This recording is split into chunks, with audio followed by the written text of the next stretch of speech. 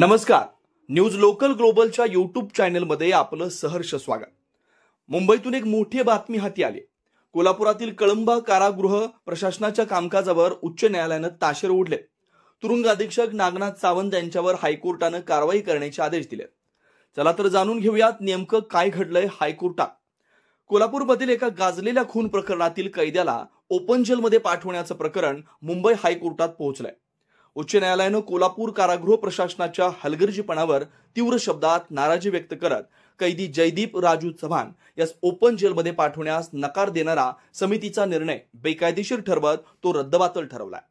कोल्हापूरच्या जिल्हा सत्र न्यायालयानं 2014 मध्ये दाखल खटल्यात जयदीप राजू चव्हाण याला भारतीय दंड संहिता कलम 302 अंतर्गत दोषी ठरवून जन्मठेपेची शिक्षा सुनावलेली होती. 6 मार्च 2021 रोजी हा निर्णय झाला आणि त्यानंतर ते तुरुंगातच आहेत. त्यांचं अपील अद्याप उच्च न्यायालयात प्रलंबित आहे. जून 2025 अखेरपर्यंत त्यांनी एकूण 10 वर्ष 6 महिने शिक्षा भोगली. महाराष्ट्र ओपन प्रिझन्स नियम 1971च्या नियम 4 नुसार ओपन जेलसाठी पात्र असल्याचा दावा त्यांनी आपल्या याचिकेत केला होता. तुरुंगात राहूनच त्यांनी 10 वर्षापेक्षा जास्त वेळ शिक्षा भोगली आहे. शासन नियमानुसार अशा कैद्यांना ओपन जेलमध्ये हलवता येतं.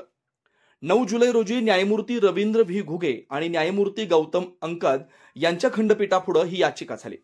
मात्र कोल्हापूर कारागृह प्रशासनाकडून आवश्यक कागदपत्रच न्यायालयात सादर करण्यात आली नाही. या कागदपत्रात समितीनं दिलेल्या निर्णयांची प्रत देखील नसल्यानं न्यायाधीश भडकले.